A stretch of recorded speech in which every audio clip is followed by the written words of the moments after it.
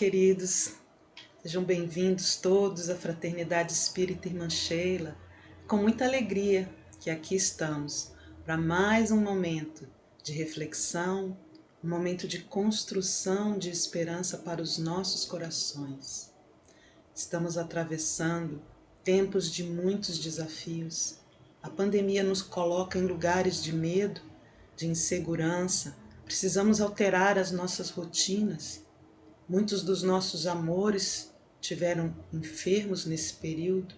Alguns de nós perdemos algum familiar que desencarnou durante essa trajetória e os nossos corações se encontram machucados, amedrontados. Que possamos hoje trazer um pouco de calor, um pouco de acalanto para cada um de nós, buscando recordar o nosso Mestre querido, nosso amado Mestre Jesus, que há muitos séculos vem nos chamando e nos esperando, pacientemente, sim, porque Ele nos aguarda para que nós cheguemos no nosso próprio tempo. Mas são chegados os tempos, que nós possamos caminhar com segurança ao encontro desse que é o nosso irmão maior. O convite é para que escutemos hoje essa voz que nos chama: vinde a mim, todos vós que estáis aflitos e sobrecarregados, e eu vos aliviarei. E para que a gente comece a entrar nesse clima, eu convido a cada um, aqueles que tiverem e se sentirem à vontade, para que fechemos os nossos olhos, respiremos profundamente, que essa respiração chegue até os nossos pulmões e que esse oxigênio se espalhe por todo o nosso corpo, com ele levando paz. Inspiremos serenidade e coloquemos para fora tudo aquilo que nos incomoda. Inspiremos esperança e enchamos os nossos corações com essa luz que vem de Deus, nosso Pai. Pai de amor, de bondade, que nos conduz a todos e que não nos deixa a sós. Que esse Deus Pai de bondade possa ser sentido em nossas vidas, em nosso cotidiano, em nossas famílias, e que assim possamos trazer para a nossa tela mental, para pertinho de nós, a figura doce de nosso Mestre Jesus. Ó amado Mestre Jesus, caminha conosco nessa estrada, para que estejamos mais fortalecidos, para que estejamos mais confiantes, para que saibamos que estamos caminhando com uma condução, com um cuidado, uma orientação, pois Tu, Mestre querido, é o nosso guia, és o nosso modelo, e que assim possamos todos unidos num pensamento de bem servir, de amar e de seguir verdadeiramente esse Mestre, estarmos aqui juntos para pensar, refletir e trazer harmonia e paz para os nossos corações. Permanece, amado Mestre Jesus, hoje e sempre em nossos corações. Que assim seja. A Fraternidade Espírita Irmã Sheila está, nesse mês, fazendo o estudo da obra Vinha de Luz. Vinha de Luz vem pelo Espírito Emmanuel, através da psicografia de Chico Xavier. E a gente vai acompanhar Emmanuel num capítulo muito especial, que é chamado Aos Discípulos. E a gente pode pensar que talvez Emmanuel esteja se dirigindo aos discípulos longínquos do tempo do cristianismo, que talvez Emmanuel esteja falando de Paulo, de Pedro. E hoje nós vamos pensar que esse chamado aos discípulos, ele vem para que cada um de nós nos sintamos os discípulos. Então vamos começar a pensar nesse chamado que Emmanuel nos faz. Ele começa com uma frase que é de Paulo. Paulo, grande pregador do cristianismo, grande divulgador, e Paulo diz assim: mas nós pregamos a Cristo crucificado, que é escândalo para os judeus e loucura para os gregos. O que será que Paulo quis dizer com essa frase, que nós pregamos ao Cristo crucificado e que isso é um motivo de escândalo? De que forma seria esse escândalo? Naquela época em que Paulo aqui estava em sua peregrinação, a gente vai se lembrar que o povo judeu estava sob a dominação dos romanos e que eles aguardavam um Messias, verdadeiramente eles aguardavam um Messias, mas de forma alguma eles esperavam o Messias que chegou. De forma alguma eles viram em Jesus, conseguiram enxergar em Jesus aquela representação do Mestre que eles tanto aguardavam. Eles esperavam esse Messias, mas não era esse tipo de Messias. Eles esperavam um Messias guerreiro, aquele que fosse conduzir materialmente os exércitos para uma revolução. E o que chega até nós aqui no planeta Terra é o amor, a doçura, a nova proposta que Jesus vem nos trazer. Do amor, do perdão, do oferecer a outra face, do caminhar com aquele que nos pede, caminha 1000 passos, caminha então 2000. Se ele te pede um pouco, dá um pouco mais de ti. E não era isso que eles esperavam, então era escandaloso dizer que aquele pobre nazareno era o Messias aguardado. Da mesma forma, os gregos olhavam para isso com uma estranheza, pensando mesmo que talvez esses discípulos estivessem loucos, porque os gregos na época representavam o grande pensamento filosófico, representavam também as ideias de liberdade, de beleza, de arte, e não conseguiam compreender um mestre que pregasse a fraternidade, a humildade, que todos eram iguais, já que na estrutura da sociedade grega ainda se aceitava a escravidão e nem todos tinham direitos, apenas aqueles que eram os cidadãos gregos verdadeiramente. E nós vamos perceber que Jesus foi rejeitado, de um lado pelos judeus, do outro lado pelos gregos e por tantos outros. Por isso Paulo faz essa exortação para que aqueles que estivessem no caminho pudessem se encher de coragem e de perceber que as palavras que eles iriam colocar e que sairiam das suas bocas, porque estavam cheios de amor pelo Mestre, não seriam aceitas onde estivessem. Então a gente vai trazer um pouco de tudo isso e pensar. Paulo se dirigia àqueles que estavam a caminho no cristianismo primitivo. Mas por que será que Emmanuel escolhe exatamente essa frase e nos propõe a reflexão hoje, passados mais de 2000 anos? Quem serão esses discípulos? E pensando verdadeiramente, se a gente quiser entrar por essa linha de raciocínio, a gente precisa pensar o que é discípulo, o que é um discípulo. Discípulo é um aluno? Discípulo é alguém que segue as ideias, é um aprendiz? Será que eu, que aqui estou, depois de passado tantos tempos conhecendo a Boa Nova como nós conhecemos, cada um de nós, será que eu me encaixo? Será que eu gostaria de estar nesse lugar de discípulo? Somos cristãos, assim o dissemos. Cristão por quê? Porque acreditamos no Cristo? Mas será que o Cristo pode sozinho fazer a revolução de amor que ele propõe? Cristo vem e nos coloca numa posição de aprendizes. E ele diz: vem, vem tu também. E assim nós precisamos olhar para nós mesmos e perceber se nós estamos nos colocando nesse lugar de discípulo. O discípulo prega, não é isso? O discípulo vai levar a boa nova.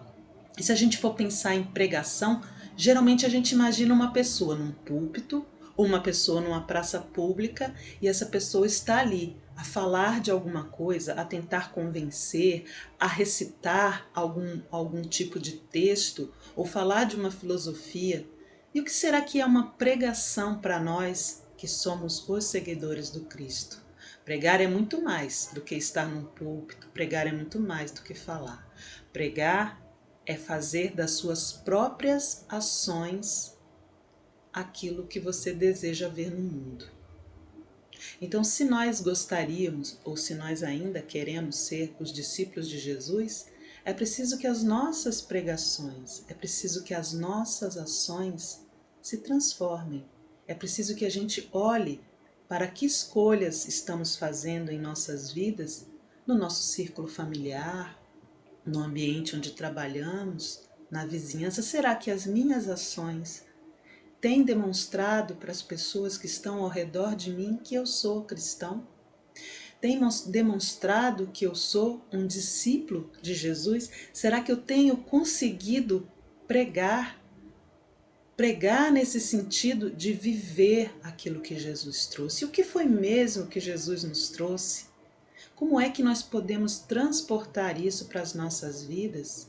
Quando Jesus diz, oferece a outra face se te baterem uma, Ele está nos dizendo que aqui, enquanto nessa família, enquanto nesse lugar, eu que estou aqui no meu círculo de pessoas que amo, preciso oferecer a oportunidade, preciso oferecer a paciência, o perdão àquele meu irmão, que também com seus problemas, também com sua falta de entendimento muitas vezes, ou com a sua impulsividade, vem e me agride. Mas não só me agride fisicamente, porque na maior parte das vezes as agressões mais doloridas são as agressões verbais. A ingratidão de um filho, a incompreensão de um esposo, quando nos colocam num lugar onde só resta a acusação e nós sequer conseguimos nos defender.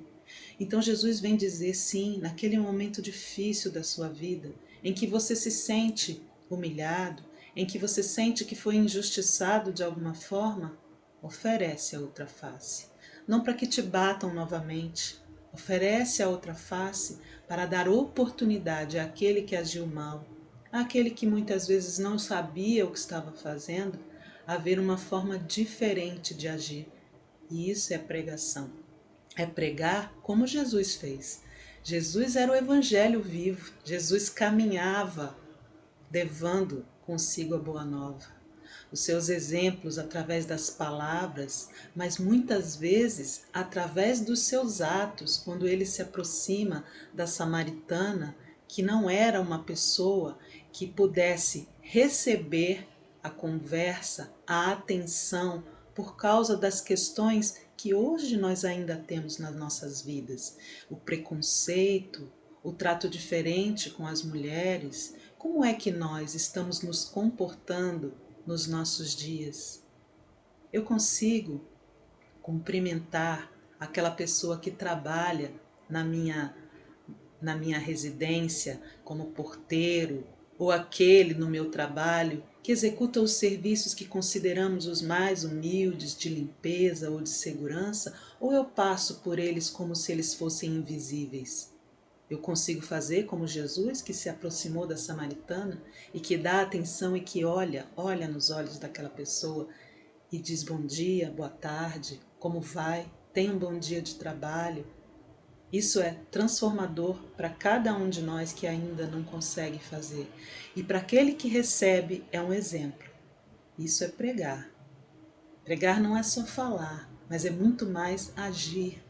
E a gente precisa trazer para a nossa mente, para a nossa clareza, para a luz dos nossos pensamentos, como temos agido.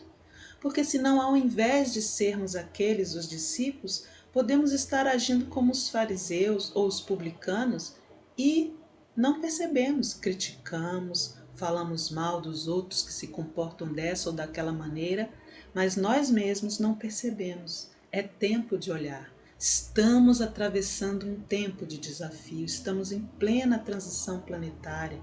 A transição planetária não é um momento de castigo, mas é um momento predito há muito tempo nas escrituras, é um momento predito na literatura espírita, onde vários dos nossos queridos irmãos, mentores, aqueles que já caminharam mais do que nós, vêm nos alertar que o tempo chegaria, que não seriam tempos fáceis, seriam tempos de sofrimento e de desafio, e que aqueles, os seguidores do Cristo, aqueles, os discípulos da Boa Nova, precisariam estar nos seus postos, precisariam estar vigilantes para que o ensinamento do nosso Mestre pudesse passar através de nós, para que pudéssemos ser cartas vivas do Evangelho. Você se sente uma carta viva do Evangelho? Você gostaria de ser uma carta viva do Evangelho? Você gostaria de ver a luz que você quer ver no mundo? A bondade, a serenidade, a fraternidade? Então a gente precisa usar da bondade, da fraternidade, todos os dias em nossas próprias vidas, porque seremos nós, aqueles que já conhecem o Cristo, aqueles que já conhecem dos seus ensinamentos de amor, que precisaremos ajudar os nossos irmãos que muitas vezes ou não têm acesso, ou ainda não puderam se aproximar, ou sofreram por demais em outros tempos por motivos religiosos. Porque sim, as guerras religiosas atravessam e atravessaram o nosso planeta de forma muito cruel. E muitas vezes, alguns que se diziam os seguidores do Cristo matavam, saqueavam e destruíam famílias e cidades inteiras. E aqueles que passavam por esse massacre, com certeza, hoje ainda podem ter em seu coração uma prevenção contra Jesus, porque se dizia que se fazia tudo em nome de Jesus. Morte em nome de Jesus, saque em nome de Jesus. Como pode isso ter acontecido? Se isso aconteceu a algum de nós há muito tempo atrás, em alguma outra encarnação, ou se isso está acontecendo nesse momento, é muito provável que os nossos corações tenham medo dessa palavra Jesus. Então é preciso que nós que aqui estamos e que já sabemos da doçura do nosso Mestre, que possamos demonstrar e não apenas falar. Falar é tentar convencer, é importante também levar o conhecimento, mas muito mais arrebatador é quando conseguimos mostrar para o outro que é possível ser diferente, que é possível formar um mundo diferente. Então vamos aqui voltando para Emmanuel e pensando que Emmanuel faz também uma transposição conosco daquele tempo para hoje. Ele nos diz que da mesma forma que os judeus e os gregos não aceitavam as palavras e as ideias de Jesus, hoje a gente tem nos grandes negocistas do mundo, aqueles que estão preocupados mais com seus bolsos, estão preocupados mais com o material, uma barreira. Temos também aqueles que estão muito intelectualizados no sentido de acharem que sabem toda a verdade e a construção que vão fazendo filosoficamente, onde não há espaço para a ética ou não há espaço para a espiritualidade, não há espaço para nada que não seja o concreto e o material. Então, nós vamos transpondo junto com Emmanuel aquilo que Paulo vivia, aquela incompreensão e aquela necessidade veemente de pregar as novas boas do Cristo para hoje, porque hoje essa barreira continua acontecendo. E o que é que Emmanuel nos propõe nesse momento em que estamos enfrentando tantas barreiras para ver essas ideias de amor, de fraternidade existindo realmente no mundo? Ele nos propõe renúncia, e a renúncia é uma coisa que muitas vezes nós temos um pouco de dificuldade de permitir que ela aconteça em nossas vidas, porque eu preciso renunciar, abrir mão de alguma coisa. De que é que eu vou abrir mão em favor do próximo, para que o ensinamento verdadeiramente flua através de mim? Como é que eu trato aquelas pessoas, se eu as tenho, sob a minha guarda? Como é que eu trato as pessoas que eu posso estar empregando numa empresa ou a própria pessoa que trabalha na minha casa? Eu consigo renunciar às minhas ideias de que eu não preciso fazer mais nada por elas do que simplesmente cumprir aquilo que a lei diz? Ou eu consigo renunciar muitas vezes ao meu tempo e dar um pouco mais de atenção? Eu consigo cuidar dessas pessoas nos seus momentos de fragilidade? Sempre que eu estou dando de mim a alguém, eu estou renunciando ou ao meu próprio tempo, ou a pensamentos que eu tinha sobre determinado ponto. E Emmanuel nos traz uma outra necessidade, que trabalhemos com bondade. A bondade, ela convence, convence pela sua doçura, pela candura, pela forma como chega até o outro, a forma de ajudar, a forma de pregar, de viver esse evangelho, precisa levar em conta essa bondade do coração, o ser bom, o olhar para o outro e querer verdadeiramente ajudar, estar com o outro. A bondade torna tudo mais receptível, torna tudo mais tranquilo, torna tudo mais possível. E Emmanuel nos faz essa recomendação, que possamos estar nesse lugar de discípulos usando da renúncia e da bondade. E aí, pensando em tudo isso, como é que nós temos usado a renúncia e a bondade na nossa família? A que tenho renunciado? Muitas vezes estamos brigando por coisas materiais nas nossas famílias, tão mais ligados naquilo que não podemos perder, seja a razão, porque achamos que estamos com a verdade, seja por questões financeiras e perdemos a parte melhor. Porque a parte melhor e mais importante, aquela que vamos levar em nossos corações, não são as construções, não são os bens materiais, mas são as relações de amor. São aquilo que de verdade conseguimos fazer em nossas vidas pelo próximo. Então observemos o que estamos escolhendo no nosso dia a dia enquanto nas nossas famílias. Como estamos nos comportando perante aqueles familiares que apresentam dificuldade de relacionamento. A gente diz assim, não, essa pessoa é impossível, eu não tenho condições de conviver com essa pessoa. Eu não posso nem conversar com essa pessoa. Para que nós possamos ser os discípulos do Cristo, é preciso renunciar. Renunciar a essa ideia de que não é possível. Renunciar muitas vezes a pontos de vista muito bem estabelecidos que temos dentro do coração, porque é melhor, é muito melhor ser feliz do que ter razão. Esse é um ditado popular que a gente diz, repete, mas que a gente esquece de aplicar. Às vezes a gente está brigando na família, aquela confusão, brigando com o filho, a gente está tendo uma questão, quando a gente vai perceber o motivo pelo qual estamos levando tudo aquilo, movimentando aquelas energias desarmoniosas, a gente vai perceber que nós estamos lutando pelo material.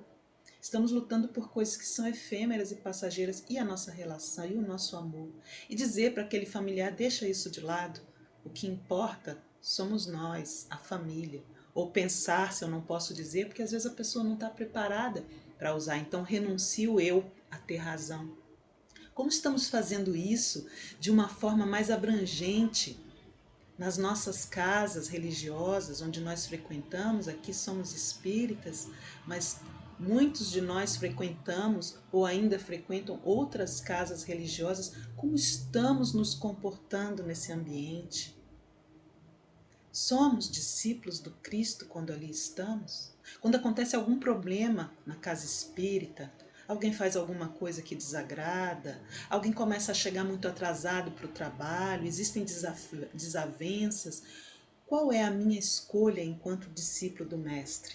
Eu procuro fazer com que aquilo seja um momento em que nós podemos nos reaproximar? Eu procuro relevar, compreender, encontrar novos caminhos para existir, ou muitas vezes a gente acaba por excluir aquela pessoa da frequência da casa? Como é que um discípulo do Cristo precisa pensar e buscar agir? Porque não somos perfeitos, não vamos conseguir fazer tudo do jeito que imaginamos, nem vamos conseguir fazer tudo o que queremos. Agora, já voltando para Paulo, a gente vai se recordar que ele tinha essa questão no seu coração. Porque o bem que quero, esse não faço. E o mal que não quero, continua existindo na minha vida. Então a gente compreende que não basta só saber, nós teremos que praticar. E o bom discípulo precisa praticar. E assim Emmanuel vai nos trazendo para esse lugar da prática nesse texto. Ele é um texto pequeno que vale a pena a leitura.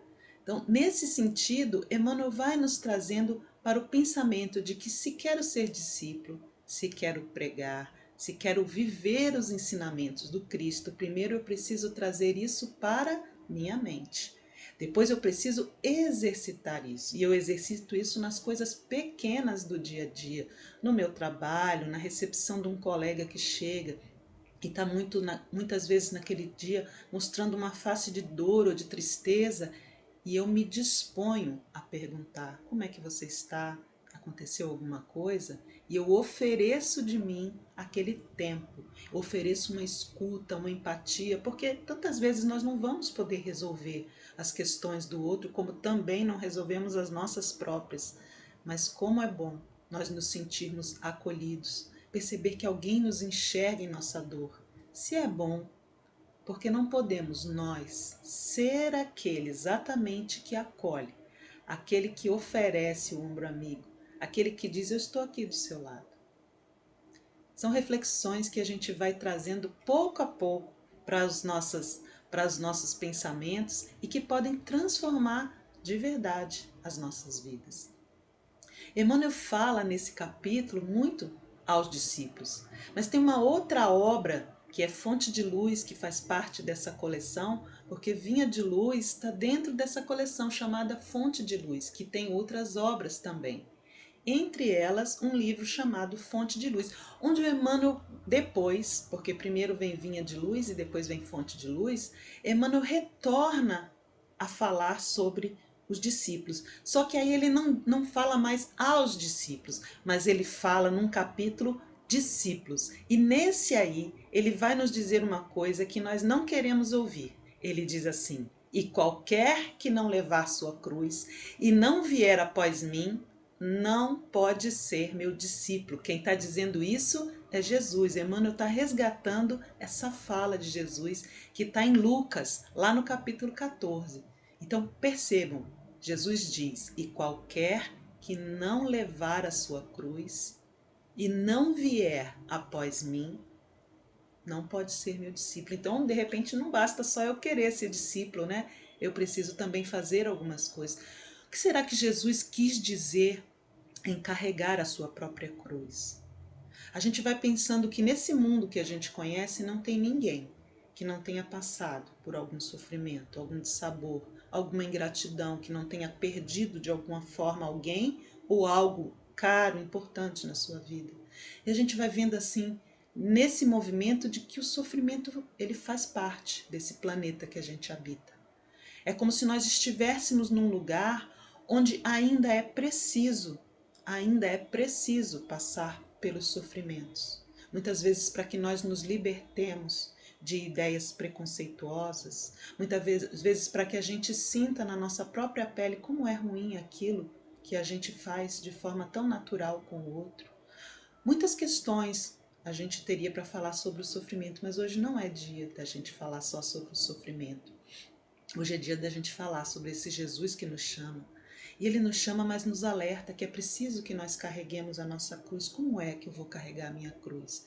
Que cruz será essa? Tantas vezes eu preciso fazer um aprendizado que é doloroso. Reparem, se algumas vezes na nossa vida não há uma questão que se repete.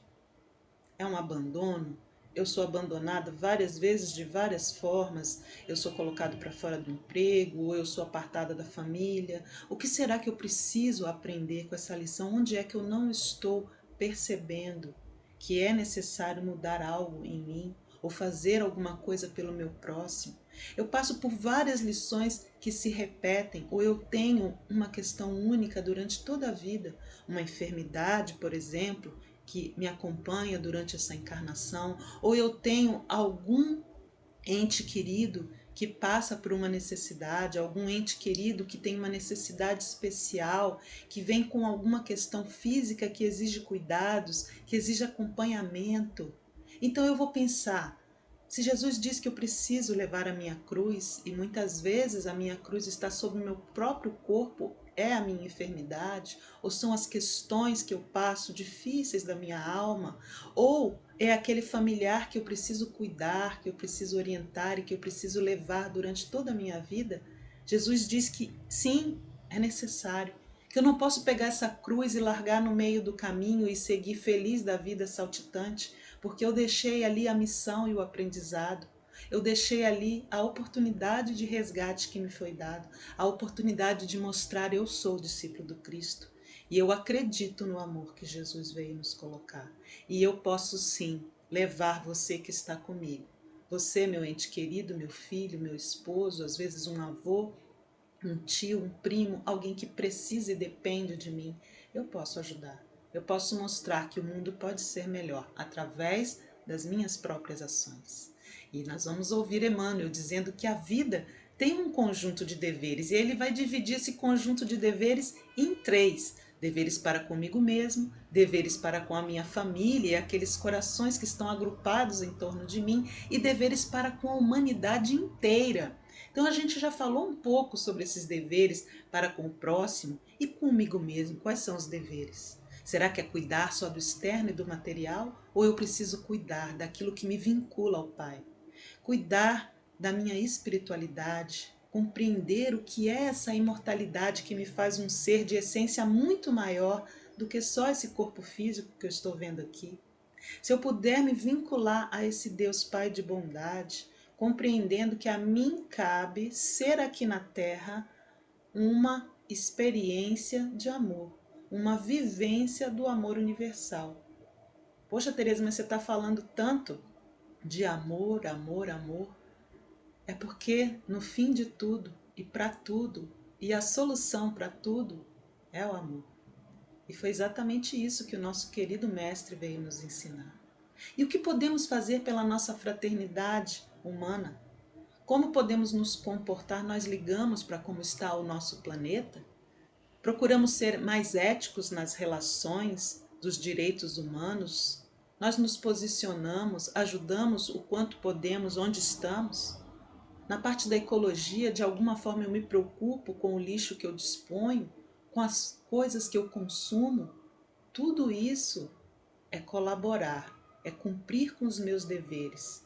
E é preciso que cada um de nós tenha bem certo no coração que não estamos aqui a passeio, mas que aqui viemos para ser a manifestação do amor. E enquanto não conseguimos ser a manifestação do amor, ainda atravessamos a dor.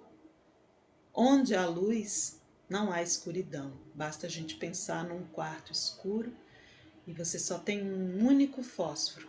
Se você riscar esse fósforo, a escuridão não mais vai ser a dominadora, mas sim aquele ponto de luz.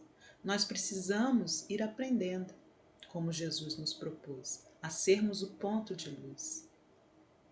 Mateus nos traz essa frase de Jesus no seu Evangelho.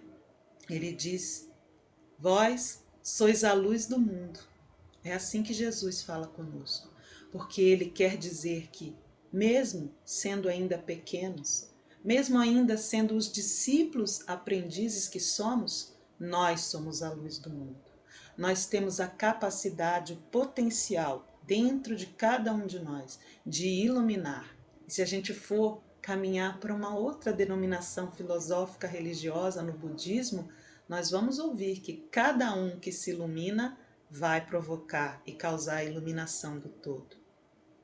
Então é necessário que possamos trazer para os nossos pensamentos essa ideia que Jesus nos coloca, que somos a luz do mundo e cabe à luz iluminar. Vamos pensar como é que nós estamos iluminando o mundo, de que forma eu sou luz na minha família. Os meus familiares olham para mim e me reconhecem como um ponto de luz. Não precisa ser um farol imenso. Eu posso ser uma vela acesa na escuridão. Eu já posso ser uma lanterninha. Posso ser uma candeia, que aí eu já não boto mais embaixo do alqueire, como Jesus explicou. Uma vez que eu tenho conhecimento, uma vez que eu tenho amor, eu já não escondo mais isso. Eu coloco num lugar onde todos possam ver, onde todos possam se sentir iluminados.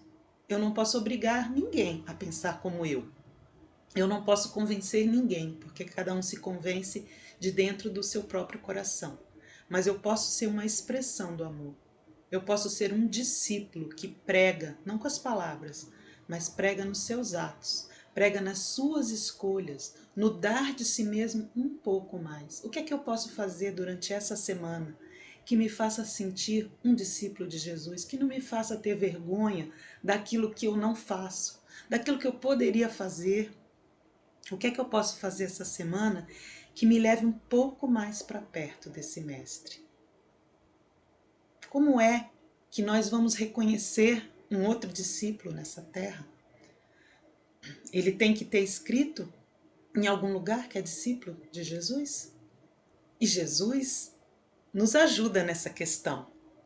Ele nos diz: nisto todos conhecerão que sois meus discípulos, se vos amardes uns aos outros. Jesus nos diz que é através do amor, olha o amor de novo. Jesus nos diz que é através do amor que nós seremos reconhecidos como discípulos. É através dessas tarefas que iremos desempenhar nas nossas vidas. É através da forma como o outro vê o amor em mim. O outro vê a ação de bondade. O outro vê a fraternidade em mim. O outro vê as ações de caridade, onde eu saio da minha posição e vou até o outro oferecer, seja a comida, seja uma questão material que ele esteja necessitando, seja conforto, um olhar, seja aquilo que eu puder oferecer.